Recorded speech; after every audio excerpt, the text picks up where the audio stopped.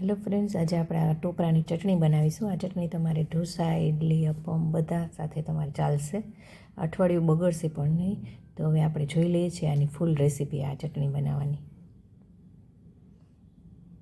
જો એકદમ મસ્ત, એકદમ વ્હાઈટ ચટણી આપણી બનશે અને એકદમ આપણે આ ઘાટી બનાવશું. આ તમે બહારની ચટણી ખાવ છો ને એના કરતાં બહુ જ ટેસ્ટ અલગ લાગશે આનો, એકદમ સરસ.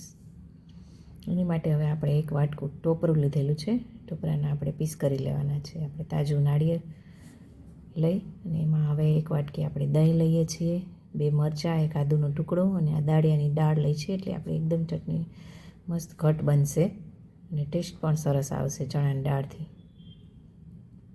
આ દાળિયાની દાળ છે, આપણે દાળિયાની શેકેલી દાળ લીધેલી છે. હવે આ બધું આપણે મિક્સર ગ્રાઇન્ડરમાં મિક્સ કરી અને આપણે ચટણી બનાવીશું.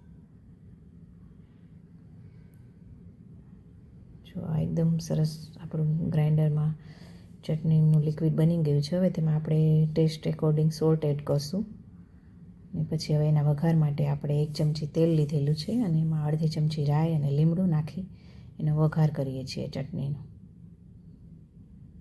જો હવે આ વઘાર આપણે આમાં રેડી દઈશું ચટણીના મિક્સરમાં. એટલે આ ચટણી આપણી રેડી છે. તો આ રેડી થઈ ગઈ છે ચટણી આપણી. ઢોસામાં, ઇડલીમાં બધામાં તમે આ યુઝ કરી શકશો આ ચટણીને. જો ફ્રેન્ડ્સ, આ ચટણી રેડી છે. તો હવે તમને આ મારો વિડીયો ગમ્યો હોય તો લાઇક, શેર અને ચેનલને સબસ્ક્રાઈબ કરજો અને આવી જ નવી રેસીપી માટે બેલ આઇકોનને પણ ક્લિક કરજો અને કોમેન્ટમાં જણાવજો કે તમારે આ ચટણી આ રેસીપીથી કેવી બને છે.